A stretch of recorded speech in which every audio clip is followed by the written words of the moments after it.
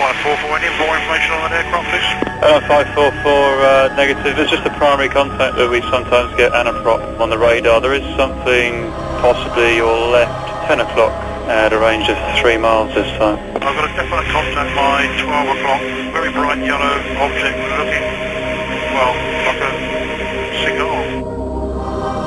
His sighting expands to include a second massive object. And he is not the only one able to see something. Roger 544, just confirming that all the passengers can see this aircraft. It's dead ahead, can't say how far, probably 5 miles, but it's staying the same size. Looks to be off the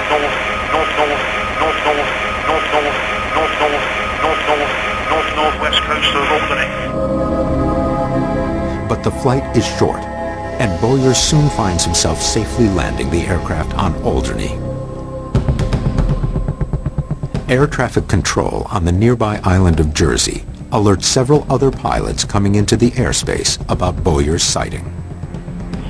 If you could keep a good lookout as you pass down the side of Alderney. We've cross-referenced this with traffic inbound to Jersey from the south, which saw the objects from the vicinity of Sark towards Alderney at the same levels. Golf Romero is copying all that, keeping a good lookout, sir. Thank you. Sark. But when they arrive, they see nothing. The objects are gone. Once on the ground, Captain Bowyer makes a few quick diagrams of what he sees and sends his logs to operations. The reaction to the event is thorough, and Bill and Pat are hoping that Bowyer's immediate actions following the encounter might reveal more information. What made you come forward? Law. It's what you have to do. It's the British system. If you see an object or other aircraft or that shouldn't be where it is, then you have to make a report. So this is a standard report that pilots have to fill out when they see a UFO, and they're encouraged to. It's not necessarily just for UFOs, it's for something unusual in controlled airspace. It's what you have to do. And if you see it, then you've got to report that. That's the rules. According to the United Kingdom Civil Aviation Authority, quote, a reportable occurrence in relation to aircraft means any incident which endangers, or which, if not corrected, would endanger an aircraft, its occupants, or any other person. What is the standard reaction when a pilot sees something in airspace? It's what you have to do. Bowyer's account is met with little interest.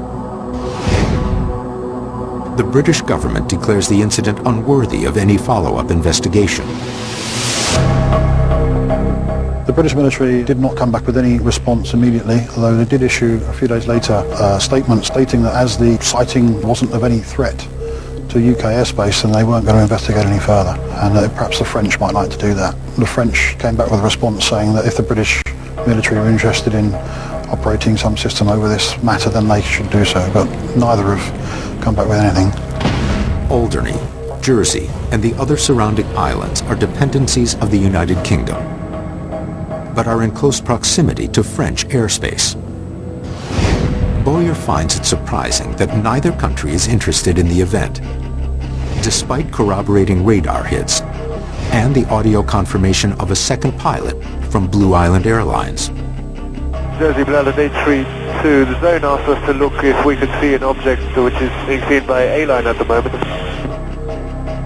We've got something about 8 o'clock resembling the description. Roger, 832, Roger, what range would you estimate that target? Around about a similar range to Albany from us now. Have you talked to that pilot? Yeah, I've had a chat with him. Unfortunately, his company don't want him to come forward. He's also wanting to stay away from the limelight. Well, what did he tell you? It's what you have to do. This is probably one of the best, most corroborated, most credible UFO sightings we've ever encountered. And that's mainly because of the way Ray Bowyer took extra care to make sure his witnesses were with him in that sighting.